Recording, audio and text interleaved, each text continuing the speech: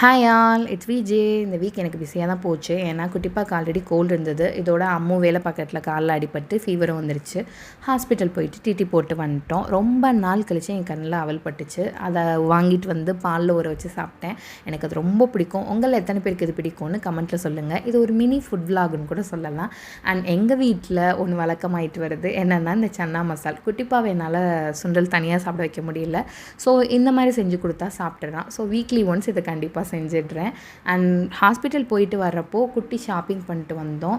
அப்போ குட்டிப்பாக்கு ஸ்ட்ராபெரி வாங்கிட்டு வந்திருந்தேன். அவனுக்கு அது ரொம்ப பிடிச்சிருந்தது. நான் இது வரைக்கும் அவனுக்கு வாங்கி கொடுத்ததே இல்லை. அதை பார்த்தோன்னே அவன் ரொம்ப எக்ஸைட் ஆகிட்டான். அவனுக்கு டேஸ்ட்டும் ரொம்ப பிடிச்சிருந்தது. இனிமேல் அடிக்கடி அவனுக்கு வாங்கி கொடுக்கணும். அண்ட் இந்த வீக்கெண்ட் அண்ணி வீட்டில் தான் டைம் ஸ்பெண்ட் பண்ணோம். ரொம்ப நாள் ஆச்சு அண்ணி வீட்டில் டைம் ஸ்பெண்ட் பண்ணி. இன்றைக்கி அங்கேயே நான்வெஜ் எடுத்து சமைச்சு சாப்பிட்டு வந்தோம். அங்கே போனாலே இந்த பெரிய பப்பு சின்ன பப்பு எப்போவுமே சண்டை போடுவாளுங்க. அது எனக்கு ரொம்ப பிடிக்கும். க்யூட்டாக இருக்கும், நல்லாயிருக்கும். அவளுக்கு கூட இருந்தாலே எனக்கு ரொம்ப ஜாலியாக இருக்கும். அங்கே அண்ணி வீட்டுக்கு போனாலே நான் ஜாலி மூடுக்கு வந்துடுவேன்.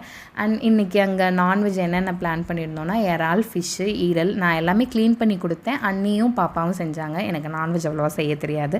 அண்ட் பெரிய பாப்பு மார்னிங் எனக்கு பிரேக்ஃபாஸ்ட்டுக்காக ப்ரெட் ஆம்லெட் செஞ்சு கொடுத்தா சூப்பராக இருந்தது.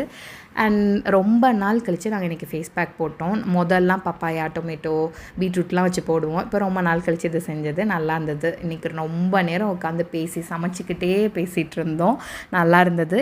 அண்ணி மீன் குழம்பு வச்சாங்க. பெரிய பப்பு இறால் தொக்கு வச்சா. செம்ம டேஸ்ட்டாக இருந்தது. நல்லா சாப்பிட்டுட்டு டேயை நல்லா அங்கே ஸ்பெண்ட் பண்ணிவிட்டு வீட்டுக்கு வந்துட்டோம். நீங்கள் உங்கள் ஃபேமிலி கூட இப்படிலாம் டே ஸ்பெண்ட் பண்ணுவீங்களா? வீக்கெண்ட் எப்படி போகுன்றதை கமெண்ட்டில் சொல்லுங்கள். பிடிச்சிருந்தா லைக் அண்ட் சப்ஸ்கிரைப் பண்ணுங்கள். Tata, bye bye.